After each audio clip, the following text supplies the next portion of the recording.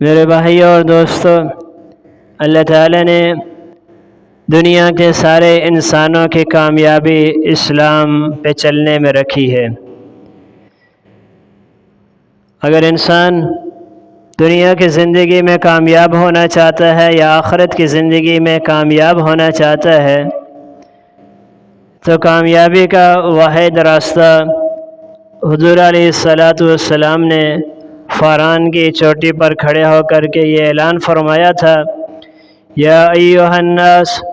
قولوا لا الہ الا اللہ تفلحوا، اے لوگو لا الہ الا اللہ پڑھ لو کامیاب ہو جاؤ گے۔ یہ کامیابی کا بہترین سرٹیفکیٹ ہے، یہ کامیابی کی بہترین ڈگری ہے،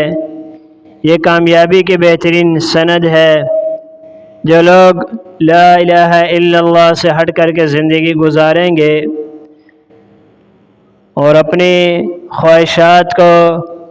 پورا کرنے کے مطابق زندگی گزاریں گے، بظاہر وہ ہمیں دنیا کی زندگی میں بڑے آرام دہ سکون والے دکھائی دیں گے، لیکن حقیقت میں وہ بڑی پریشانیوں میں ہوں گے، بڑے مصائب میں ہوں گے۔ یہ دنیا کی زندگی ہے، بڑی مختصر سی زندگی ہے، ختم ہو جائے گی ایک دن۔ اصل زندگی جو انسان کی ہے وہ مرنے کے بعد کی زندگی ہے۔ موت کا کوئی بھروسہ نہیں، کب جو ہے حضرت عزرائیل علیہ السلام موت کا پیغام لے کر کے آ جائیں اور یہ اعلان فرمائیں کہ آج فلاں کا انتقال ہو گیا ہے، فلاں دنیا سے چلا گیا ہے، فلاں کو موت نے گھیر لیا ہے۔ اور موت ایک ایسی چیز ہے جس کے بارے میں اللہ کا فرمان ہے، اینما تکونوا یدرککم الموت ولو کنتم فی بروج مشیدہ۔ اگر آپ موت سے بھاگنے کی کوشش کرو گے، موت سے آگے نکلنے کی کوشش کرو گے اور یہ کوشش کرو گے کہ